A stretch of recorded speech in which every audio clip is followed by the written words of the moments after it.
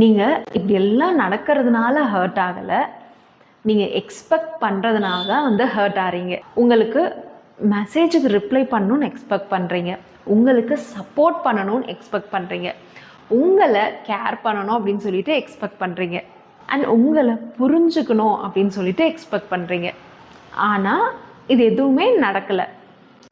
அந்த சைலன்ஸ், அந்த டிஸ்டன்ஸ், நீங்கள் நினச்ச மாதிரி ரெஸ்பான்ஸ் கிடைக்காதனால, ரொம்ப கிளியராக சொல்லணும்னா அவங்களையும் ப்ளேம் பண்ண முடியாது, உங்களையும் வந்து ப்ளேம் பண்ண முடியாது.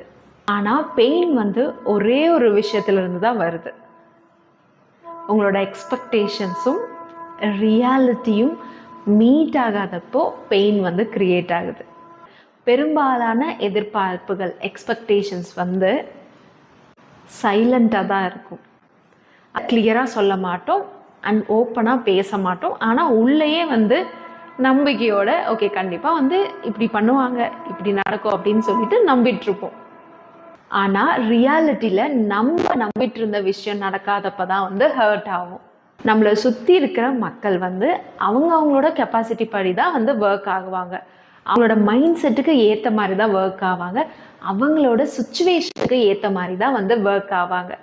நம்ம வந்து எக்ஸ்பெக்ட் பண்ணுறோம் அப்படின்றதுக்காக அப்படியெல்லாம் வந்து ஒர்க் ஆக மாட்டாங்க. அதனால் நீங்கள் எக்ஸ்பெக்டே பண்ணக்கூடாது, கேரே பண்ணக்கூடாது அப்படின்லாம் சொல்லலை. ஆனால் உங்களோட எக்ஸ்பெக்டேஷன்ஸை உங்களோட தலைக்குள்ளேயே சைலண்ட்டாக வச்சுக்கிறதுக்கு பதிலாக அதை சத்தமாக வெளியே சொல்லுங்கள். அதை கிளியராக அந்த பர்சனுக்கு சொல்லுங்கள், இதுதான் எனக்கு வேணும், this is what I need, அவ்வளோதான். இப்போ வந்து கிளாரிட்டி வந்துடும். ரெண்டே விஷயந்தான் நடக்கும். ஒன்று, அவங்க உங்களுக்கு வேணுன்ற விஷயத்த பண்ண ட்ரை பண்ணுவாங்க, பர்ஃபெக்டாக பண்ணலனாலும் எஃபோர்ட் போடுவாங்க. இன்னொன்று, அவங்க பண்ணவே மாட்டாங்க. ஒன்று அவங்களால பண்ண முடியாது, இல்லை அவங்க அதை பண்ண தயாராக இல்லை. இப்போது நீங்கள் சைலண்ட்டாக ஹர்ட் ஆக போகிறது கிடையாது, நீங்களாக ஏதோ ஒன்று இமேஜின் பண்ணிட்டு இருக்க போகிறது கிடையாது. உங்கள் முன்னாடி ரியாலிட்டி என்னன்னு உங்களுக்கு தெளிவாக தெரியும். இப்போது டிசைட் பண்ணுங்கள் உங்களுக்கு எது சரின்னு. அந்த டிசிஷன் கிளாரிட்டியாக இருக்கும். அந்த டிசிஷன் உங்களோட கோபத்திலேருந்து வராது, உங்களோட வழியிலேருந்து வராது, கிளாரிட்டியிலேருந்து வரும். உங்களோட எக்ஸ்பெக்டேஷன்ஸ் உள்ளேயே இருந்துச்சுன்னா அது பெயினை தான் க்ரியேட் பண்ணும்.